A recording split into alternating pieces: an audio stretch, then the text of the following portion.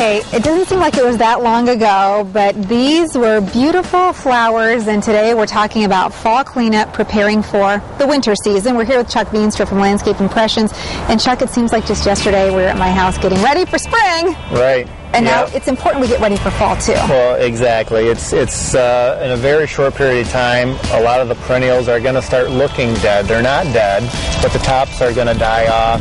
The roots are still living, but they're going to go dormant, and it's time to clean that up.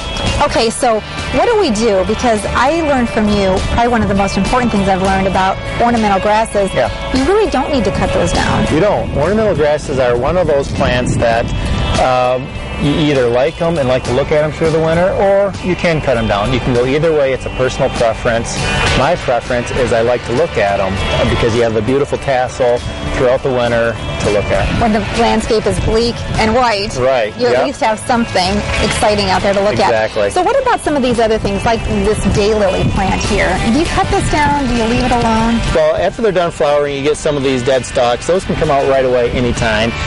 It won't be long, a couple hard frosts, and all this green foliage is going to start to look dead. And at that point in time, just take it right at the ground level and just cut it right off. And you can do that with all your perennials. Okay, now what about this stuff? They've got some mulch here, but a lot of people get leaves kind of clumping in. Should you clean that out, or should you leave it there for protection? I would take if they have mulch, I would take the leaves out. Clean them up. It just gives a nicer appearance and makes your landscape look more kept.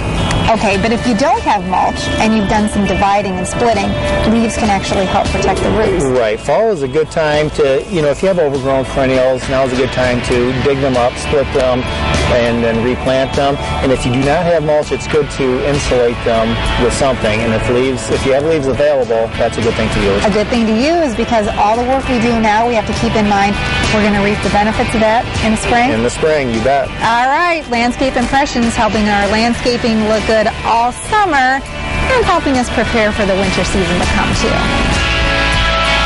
I've really enjoyed spending so much time with Chuck over the last several months. And, I learned from him that it's okay to not cut down those ornamental grasses. In fact, I think they look so pretty on that winter snow-covered background. Well, it gives you a little something to look at instead of just blah. Well, and the other thing is, if you don't have mulch around the base of your trees and your shrubs, to take some of those leaves instead of raking them all away, to use those as kind of a protective covering, which is a nice insulating blanket you can use, and they'll start to decompose through the I like that too, and then you're saving money and using the earth in a good way. Yeah, it's really nice. So they've got two great locations. Chuck says the important thing to think about when it comes to fall cleanup is all the work you're doing now really sets the stage to do less work in the spring when the weather breaks and we want to get outside and play again, right? Yeah, and if you're too busy, Chuck and his crew will come over and help you with your fall cleanup or help you plan any outdoor projects. They have two great locations, the Dutton Caledonia location in southern Kent County on 68th Street,